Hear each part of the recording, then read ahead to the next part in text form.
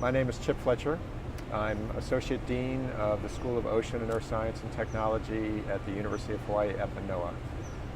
Welcome, welcome. Today we are working with Generation Anthropocene, and we'd like to see how you can relate to it through what you've been doing outside the classroom and some projects. Would you like to give us some background on what you do? I'm trained as a geologist. In fact, I still teach geology, and I still hold the title of professor in the Department of Geology and Geophysics here. My interest is in global change, the study of coastlines, reefs, beaches, and sea level change are areas where I have graduate students doing research. It's a field that we publish papers in and get grants to conduct research. The specific research that I've been doing over the latter half of my career has been to drill into reefs around Hawaii, to core them and to look at what they preserve as a record of sea level change and changes in coral reef communities as a response to environmental changes that have taken place. The familiarity that I have with natural paleoclimate changes of ice ages and warm periods over the last 500,000 years or so has been a natural background for me to become interested in modern anthropogenic climate change and how human pollution of the atmosphere is forcing many outcomes, one of which is sea level rise. The last several years, my students and I have focused on modeling the impacts of future sea level rise on specifically the communities, the coastal communities in Hawaii. Nice. And then what have you guys kind of found from doing all this? Well, we've found a couple of interesting results. Number one, we base our modeling on projections of future sea level rise that glaciologists, global climate modelers, physical oceanographers all estimate in the peer-reviewed literature, primarily through melting of Greenland and Antarctic ice sheets and mountain glaciers around the world, changes in runoff into the oceans as a result of building dams and reservoirs, and also warming of the world's oceans as a result of incorporating heat from the warming atmosphere.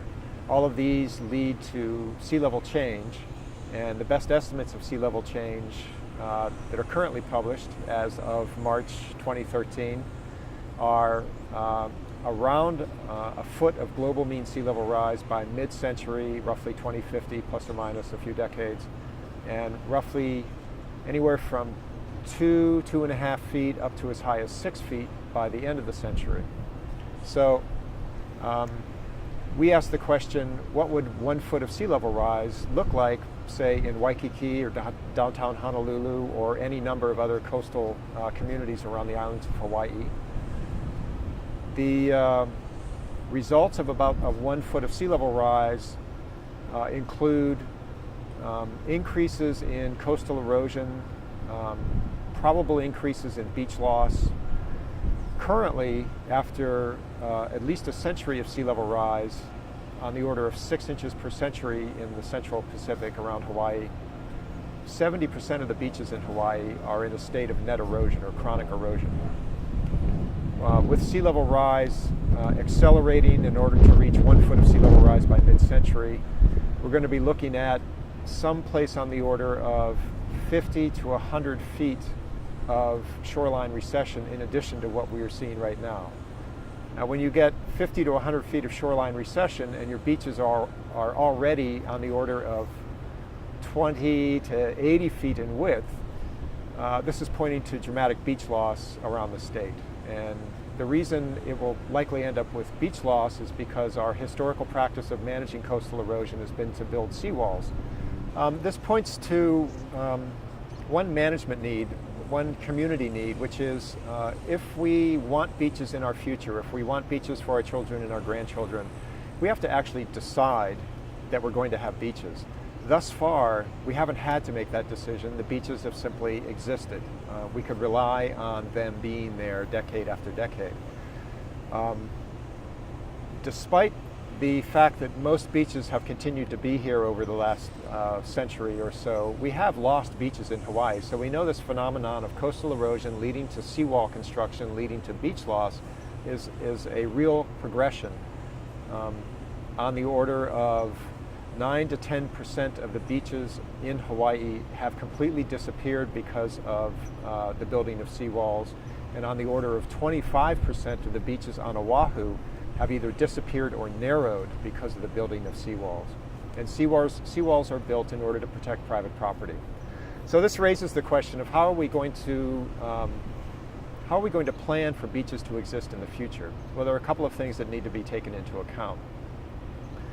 A beach will disappear if it's eroding back against a rocky back shore. So natural beach disappearance takes place against, for instance, the shores of Diamond Head or some naturally rocky shoreline.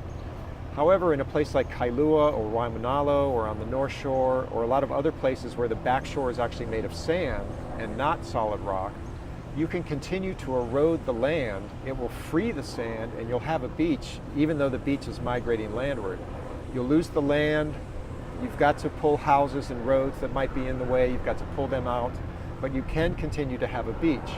What this means is you need to develop beach parks that should be allowed to erode, and the beach park land needs to be made of sand. So there's a geologic component of this. You need to find sandy lands and let them erode. All of Kailua is like this. Most of Waimanalo is like this. Large pieces of Waianae and elsewhere on the windward shore and elsewhere throughout Hawaii have this geologic condition where if you allow them to erode, you continue to have beaches. How do we get rid of the houses and roads and communities that are in the way? There are lots of clever economic tricks, but fundamentally it gets down to acquiring the land.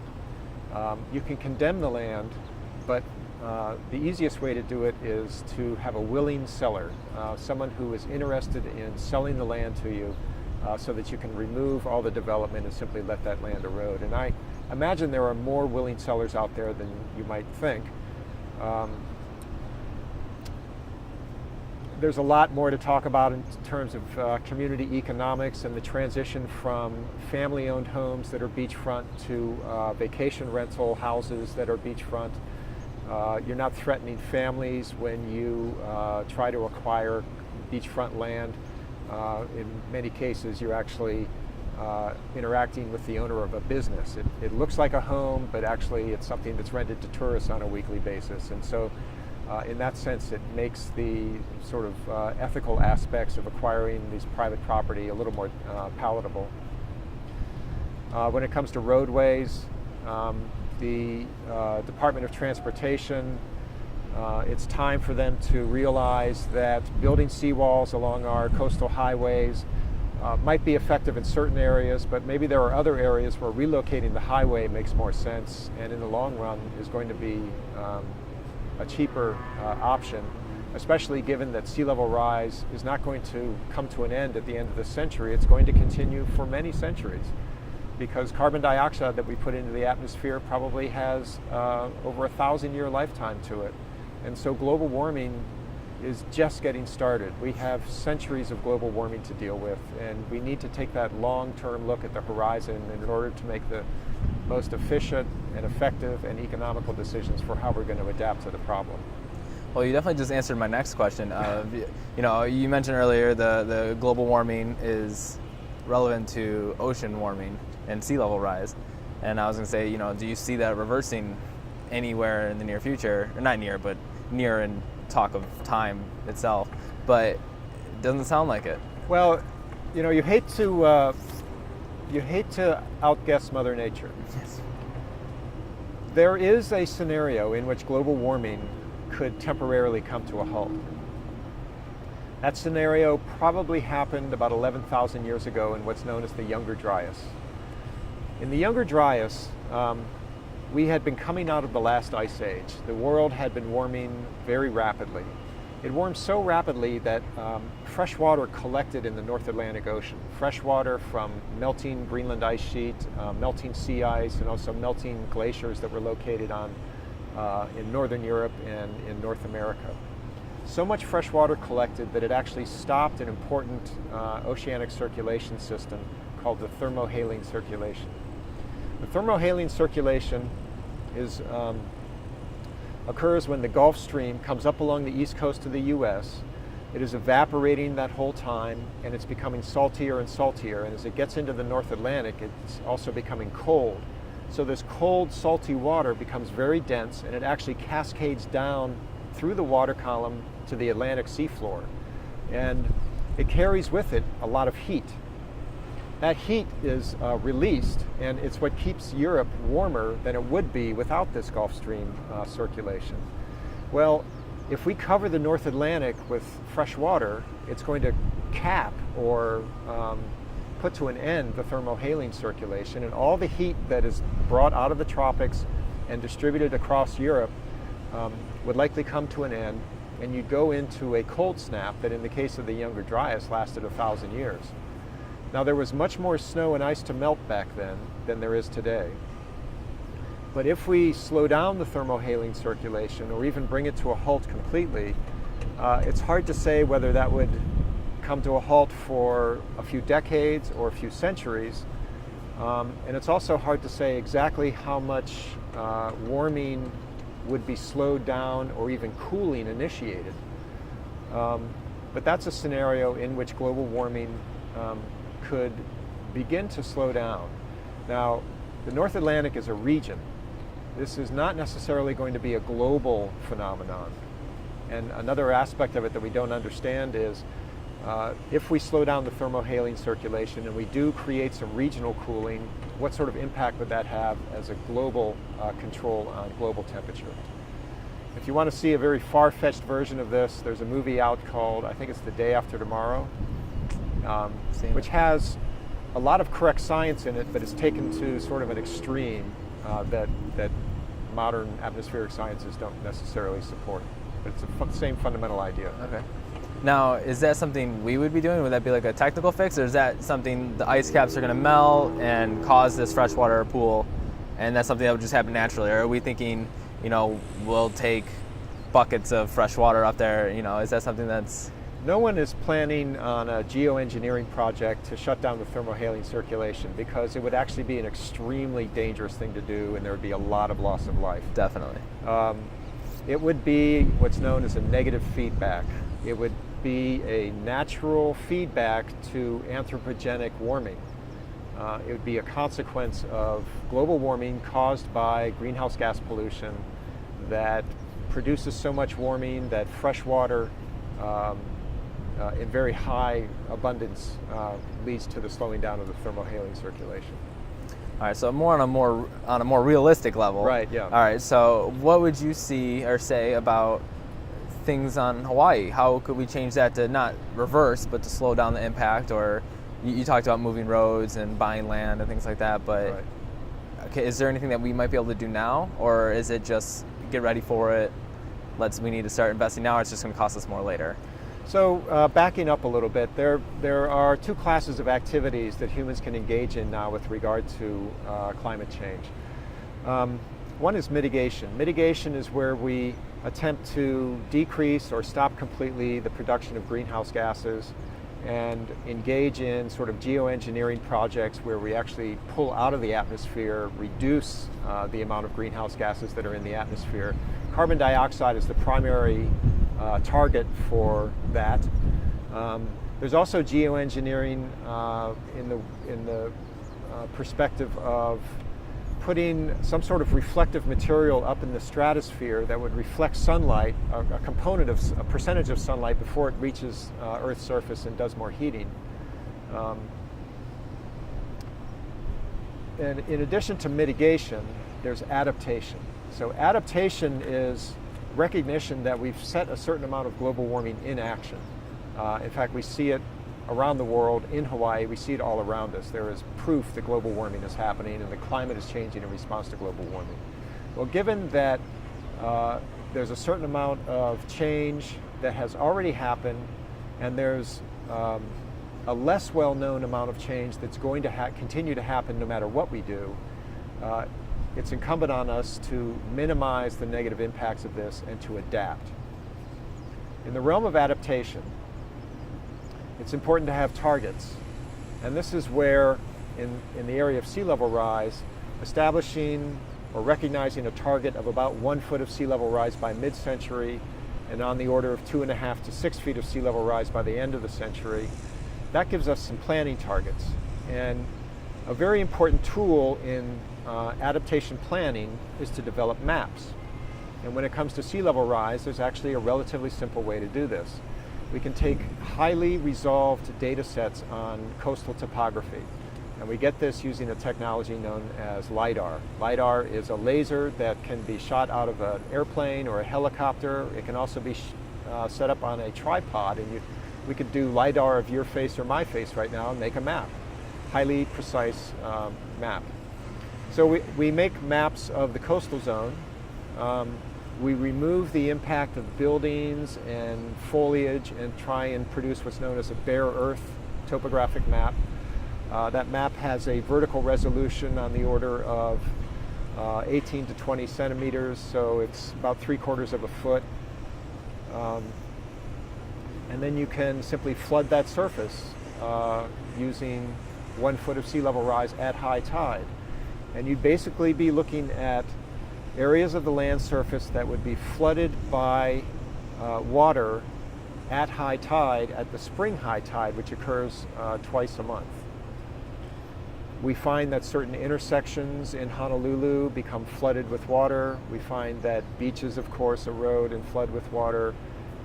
We find that certain roadways become flooded.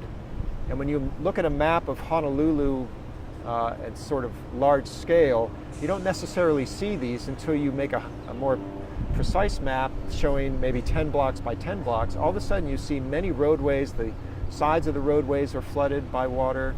The roadways themselves, the first floors of buildings. And then when you look even closer, you find that a lot of this water apparently doesn't connect to the ocean. So where is this coming from? That led us to make a discovery that this phenomenon is actually related to the groundwater table rising. And if you look at the records of wells, you find that the water level in wells in the coastal zone goes up and down with the tides. And it's efficiently tied to the tides in the ocean. In other words, high tide in the ocean, and you see high tide in the groundwater table. Well, this means that as sea level slowly goes up, the water table is going to slowly go up because they're obviously directly communicating. So now we can identify areas that will be inundated by 1 foot of marine inundation and 1 foot of groundwater inundation. Well, we would adapt to these two problems in different ways.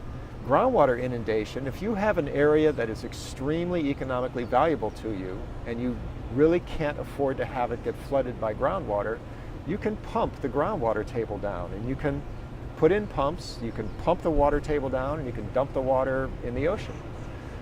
This would have to be a continuous action, but the money spent on that activity, it would be decided, would be compensated by the money saved in the damage that you're avoiding and protecting the land. This is already taking place in the New York subway system. They've pumped hundreds of millions of gallons of salt water out of the New York subway system in order to keep it running, because that's a critical lifeline to life in the city. Another aspect of adapting to sea level rise is to look at our ecosystems. There's more to Hawaii than simply where we live. We are in the midst of a natural ecosystem here that's critical to our livelihood. It's also critical to tourism. Our food and water is available to us because of the natural ecosystems around us. Sea level will flood into the streams of watersheds around Hawaii. It will flood up into the shallow coastal lands where today there is a lot of traditional agriculture in the form of growing taro and other lowland crops, especially wetland crops. Those are going to be subject to saltwater inundation. Changes in the chemistry of the water, of course, won't be sustainable by the plants themselves. And natural ecosystems, of course, are going to have to migrate further upstream. But as you migrate further upstream, you get into steeper gradients, and that's going to be changing some of the energy characteristics. So there's a lot to say about adaptation to sea level rise in Hawaii. Well, what's your favorite outcome? What would you pick would be the best way to take on this situation? Because when I'm hearing you say, you know, we have the groundwater rising as well as sea level rising, you know, we only have a limited amount of fresh water here on the island, so that's an issue. And at the same time, if it floods up, are we talking about sewage leakage and things like that too? So what would be your point of action? First, a couple of points of refinement. Okay. The water that we drink typically comes from higher in the watershed, and sea level rise on the order of 1 meter or 2 does not appear to be threatening our drinking water. The saltwater intrusion into the groundwater along the coastal plains is not a threat to our drinking water. That coastal plain groundwater is actually not very clean in most cases because of the runoff from our developed lands. But in the coastal plain, we have buried pipelines that deliver sewage from homes and businesses to sewage treatment plants, and then sewage treatment plants deliver the partially treated sewage out into the ocean, into outfalls that are located in deeper water. Another way that we treat our sewage is to inject it into the groundwater in the coastal plains. Most of the pipelines that deliver sewage through our communities were put in place shortly after World War II, and a lot of those pipelines were iron, and that iron has corroded away, and the pipes are literally gone, and instead you have a hole through sand or through limestone that is highly porous. Evidence of that is the fact that when it rains extremely heavily, you get a lot of rainwater going into our sewage pipes, but the pipes aren't there. It's just a tunnel that goes to the sewage treatment plants. The sewage treatment plants can't handle this enormous amount of water that is reaching them, and they throw open their gates and they just allow the sewage to escape into the ocean completely untreated. This is in violation of the Clean Water Act, and there's lots of lawsuits and debate back and forth about how we're going to solve this problem. The current city and county of Honolulu and many of the other counties around Hawaii are hard at work replacing the buried sewage pipelines with impervious pipelines. So this problem is slowly going away. But as sea level rises and the groundwater table rises, it's going to permanently flood those pipelines or tunnels that haven't been replaced with modern material, which means you're going to have a permanent influx of water to our sewage treatment plants, which means that they will be permanently, day by day, having to deal with capacity that they're not built, they're not engineered to withstand. So, that's one of the sort of the hidden impacts of sea level rise that not very many people are thinking about. On the good side, the Board of Water Supply of the City and County of Honolulu has just announced that they're going to be spending over $9 million to look at the buried infrastructure and how it needs to be adapted or re-engineered in light of climate change. They're going to look at not only changes in rainfall and changes in runoff, but also changes in sea level and how that might be impacting the buried infrastructure. So now to get back to your original question, which is what's sort of my ideal world? One thing that's very important is to stay on top of the published literature. The scientists and researchers that continue to assess projections of future sea level rise continue to make advances in this field. For instance, last year we were not able to project 1 foot of sea level rise by mid-century. Last year, the best we could do would be project on the order of 3 feet, plus or minus a few feet, by the end of the century. As we refine our projections of sea level rise in coming decades, we'll have more highly resolved planning targets. What sort of planning should we engage in? I think that the need for having beaches in the future means that we need to take seriously creating some sort of fund to acquire land.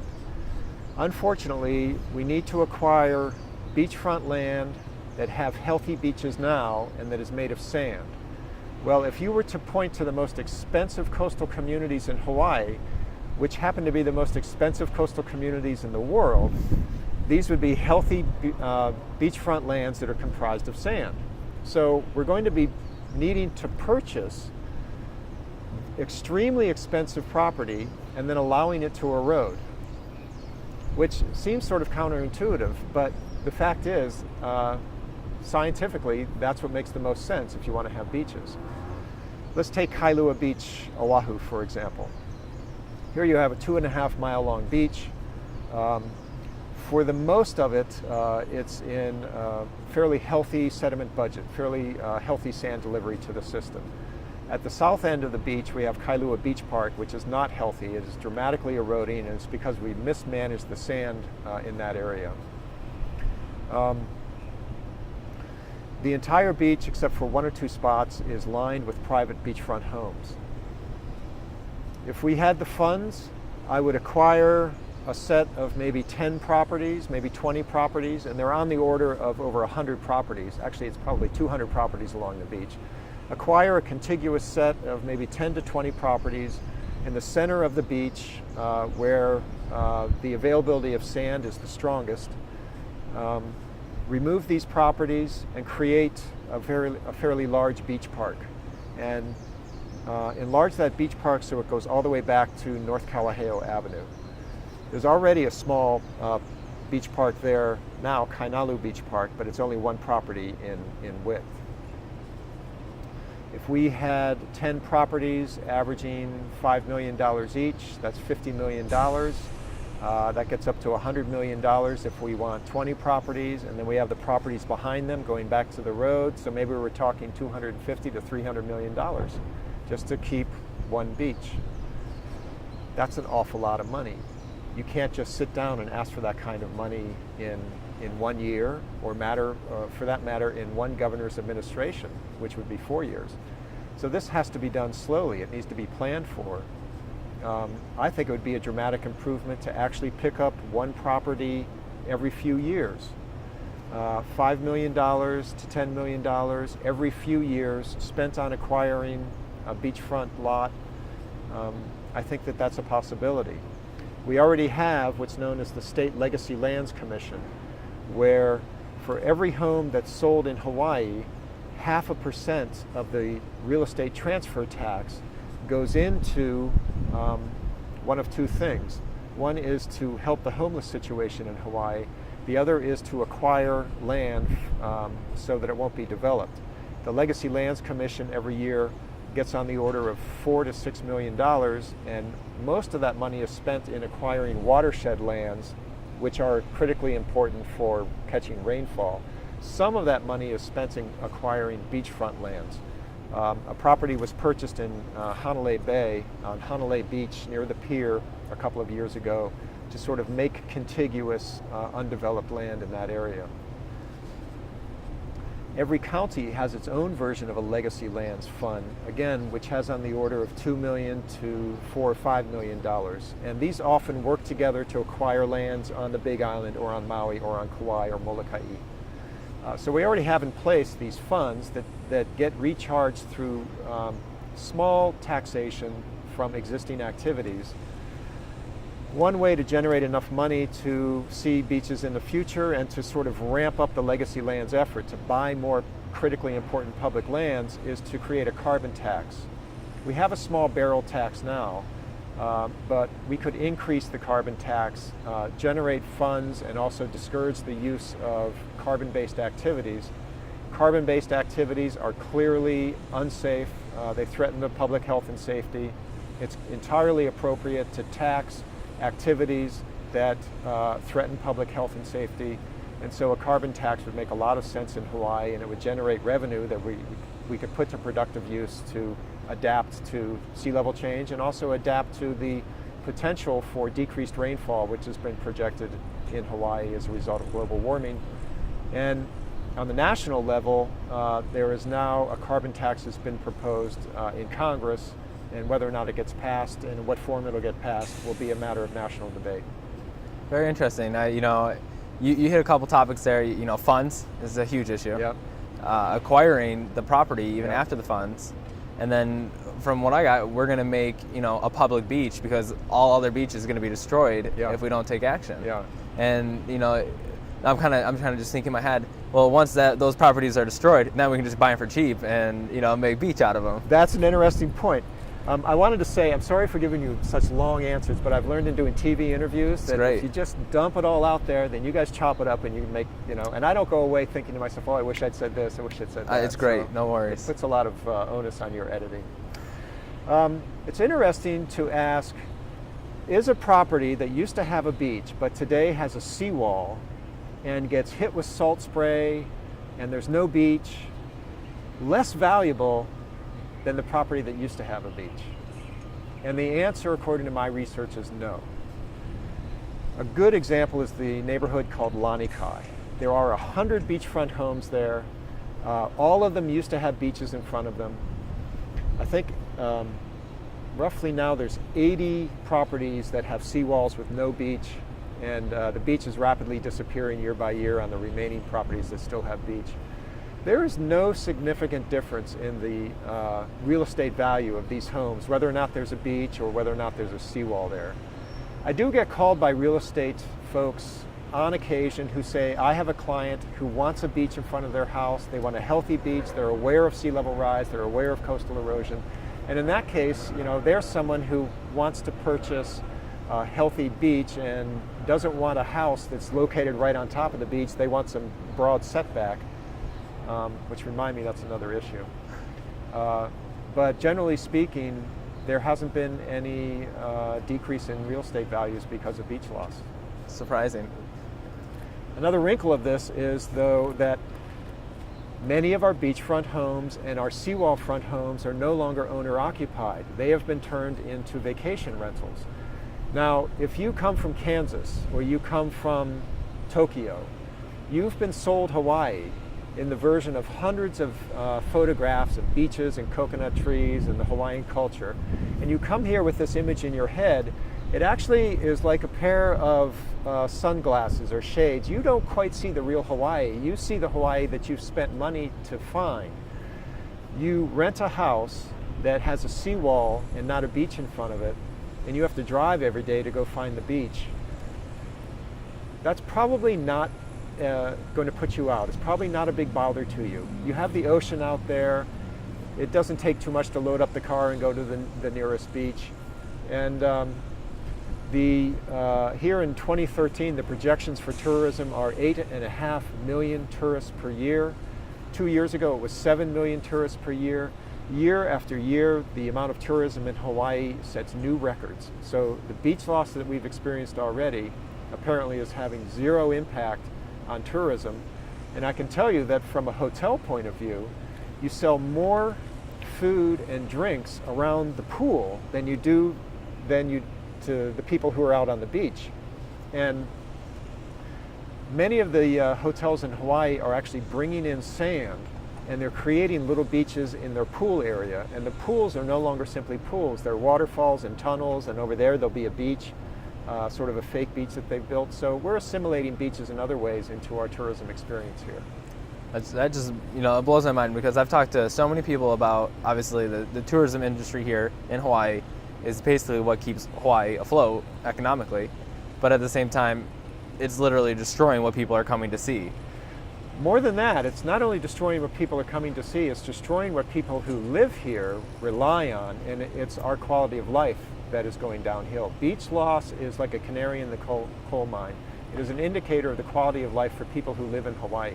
And as our quality of life declines, but tourism increases, we become more of a class of indentured servants who are sacrificing our own quality of life in order to serve a class of tourists that are coming in. It's a very strange economic scenario that turns on its head what the traditional Hawaiian personal economic scenario has always been. Yeah, I mean, and that's definitely another way to look at it, is living here, we rely on these things. It's sad to say that we have 80% of our goods are imported, but still, you mentioned the taro ponds, and when that sea level comes in, they're going to be unfarmable. It's going to totally destroy it, and moving upland or uphill is only going to make it steep, and it's going to change the whole Right. dynamic of it. And it's very sad to see how people are so short term instead of long term. Yeah. And do you find that similar when talking about type of destruction, or not destruction, impacts of the sea level rise? Do you see when you're trying to talk these people into, we got to move these roads back, we got to change your house is going to be destroyed? What do you see with that? It's very true that people tend not to look at the long term, especially when they're in charge of departments, government departments, whether at the county, state, or federal level, that control budgets. So money is a scarce commodity. Every year there's a big line of tension between what Department of Transportation or Department of Land and Natural Resources or Department of Health, what they need for their budget to fulfill their mission, and what the governor has as his priorities or her priorities for statewide activities. What typically wins this discussion are the highly critical, short-term, sort of crisis mode projects. And we are spending money on fixing potholes and repaving roads rather than relocating roads and withdrawing from the ocean. This is completely understandable, and it's how everybody leads their life.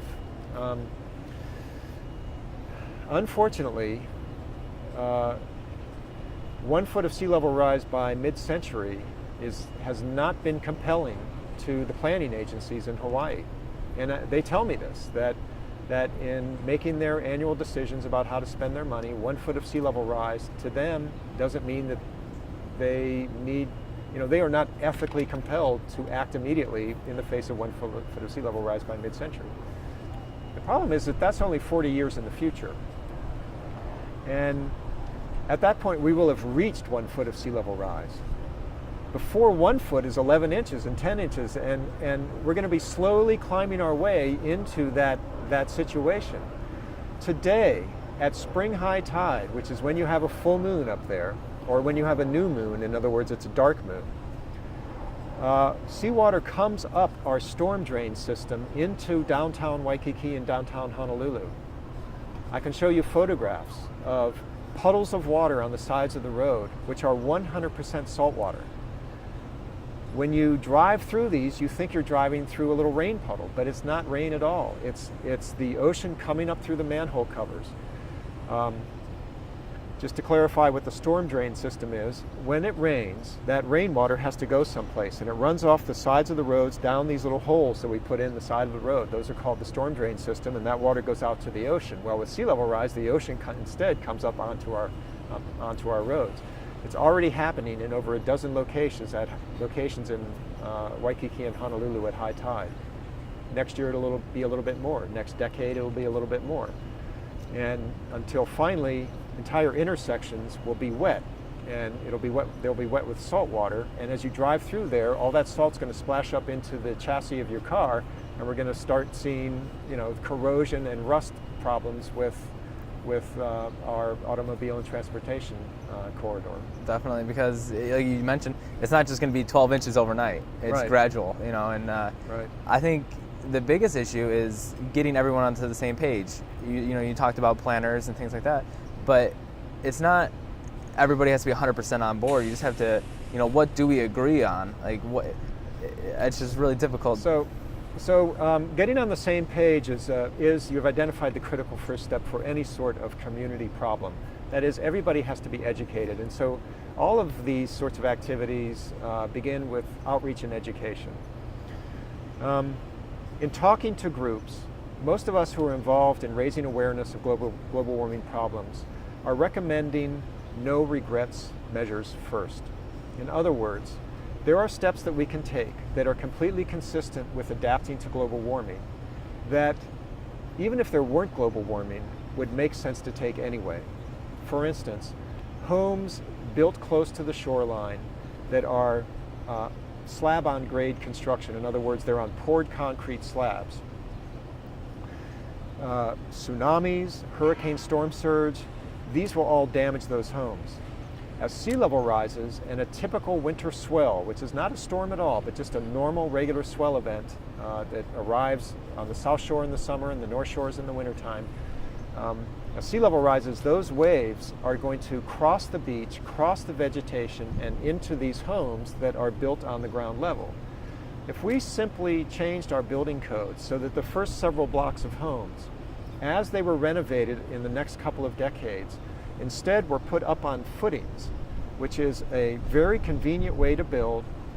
It actually cools the home down because you have airflow under the home. A tsunami would run under the home rather than wipe the home away. Hurricane storm surge could run under the home. And in sea level rise, a swell event could run under that home. With sea level rise, a swell event running up and hitting that home could go from wiping out the first floor of the home and completely changing the economics of the family situation to simply, oh, there's some water running under the house. Let's wait a few minutes in between waves, we'll run to the car and go off to work. It can become essentially a minor event, and you'd buy the ability to raise 2 more generations of families into that same location through this relatively reasonable and no regrets change in the building code. That's a good example of a no regrets policy. Definitely. Well, I really appreciate you taking the time out and talking to us. Do you have any last minute things that you'd like to just mention? Has it been an hour? It's been pretty close. It's amazing. I feel like I've just scratched the surface. And when I hear both cameras, clicking next to me because the memory cards are full, I realize that we've been going for it. It's been great. I mean, I really enjoyed it.